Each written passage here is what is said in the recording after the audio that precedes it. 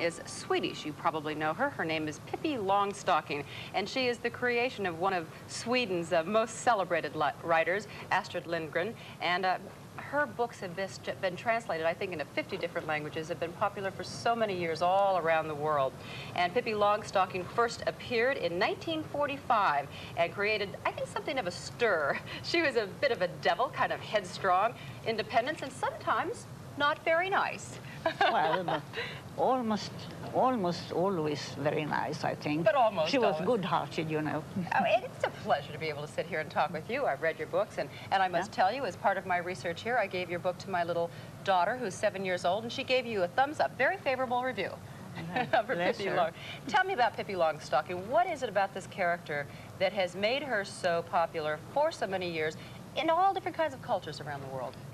Yes, I have often wondered that myself, but I think that for the first, she has power.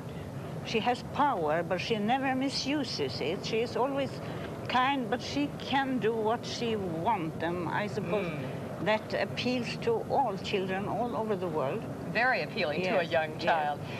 As I understand it, though, when you first sent in that first manuscript to the publisher, you attached a little note and said, please don't report me to the child welfare people. Why? Yes, because I thought, this way you can't bring a children's book like that.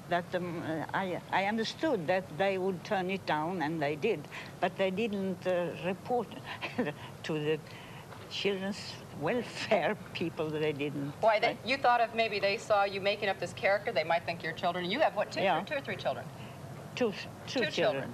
And I guess in the beginning there was some resistance because they thought maybe little children would read this book and then they'd be bad themselves. Yes, they thought so. Some people thought it.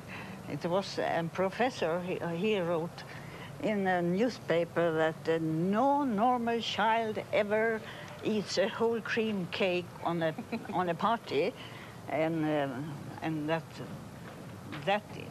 means that she was absolutely crazy. But I wrote back and said that if a child can carry a living horse on its arms, then it might very well be able to eat a whole cream cake too. Very good point. And you persevered. It finally got published, and of course now, many hundreds of books later, this is being made into a movie. Is this very exciting for you to have a first movie release? You mean it isn't my first movie, but it is my first American movie. The first American movie release, yes. Yes, it's exciting, of course. But Pippi has been filmed in Sweden years ago. But, yes, but finally we're going to have it brought to America so that all the children there can enjoy it. A real American Pippi. You bet. It is so nice to be able to meet you. Thank you so much. Yeah, thank you too. And we'll be back. Stay with us. We are back talking with one of Sweden's real treasures, Astrid Lindgren. She, of course, is the author of Pippi Långstrump, among many, many other wonderful books for children. You, I think, were in your mid-30s when you really started writing children's books. How did it all get started? You're a mother of two, right? I'm the mother of two, but, you know, I have told that story 1,000 times. I'm afraid in Sweden there is no one who hasn't heard that, but maybe but in we America, haven't all heard it. How did you get started? One or two in America who hasn't heard it, so I can tell you. Well, it was way back in 1941, and my daughter was sick in bed with pneumonia, and she had to stay there a rather long time. And every night she asked me, "Mommy, tell me a story." And one night I said, "Well, what shall I tell?" And she said, "Berätta om Pippi Långstrump. Tell me about Pippi Långstrump." She made up that name?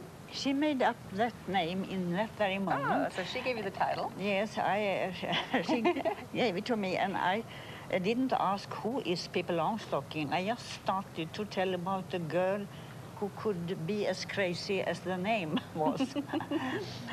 And I soon discovered that my daughter didn't want to hear anything but about Pippi Långstrump, and all her little pals who came to see her, they said, berätta om Pippi Långstrump, tell us about Pippi Långstrump. So the stories grew and grew from that. Yes, yes. But then you did something that was really wonderful, I think. You, at some later point, you decided to write them down for her. Yes, I did a couple of years later when I had to stay in bed with a sprained ankle and I had nothing to do, and I was very good at shorthand, and I decided I could write the stories down and give it to my daughter for a birthday present. And so I did, just to make time pass. And while you were at it, you sent it off to the publisher. Pardon? Did you think at the time that it was going to get published? No, not at all. No. I was sure never to try. But then when I had written it and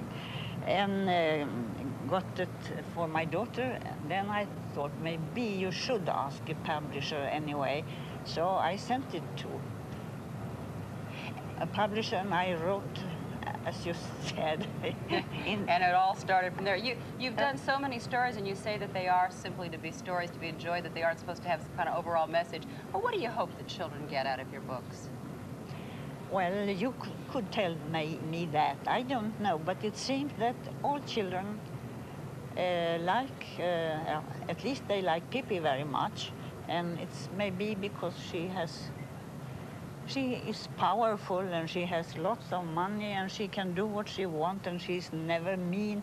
She's always nice, even when she could be the opposite. But yes. And you've seen the television age come. You think it's terribly important for children to continue their reading so that they're kind of seeing these yes, images themselves? I think they shouldn't look at television always. They should read books, because then they can get their own pictures. They get pictures in their head, in their minds, and not just from the tube. looking and getting other people's pictures. Well, you do a lot to help them with that, and we thank you very much for joining us here on Good Morning America.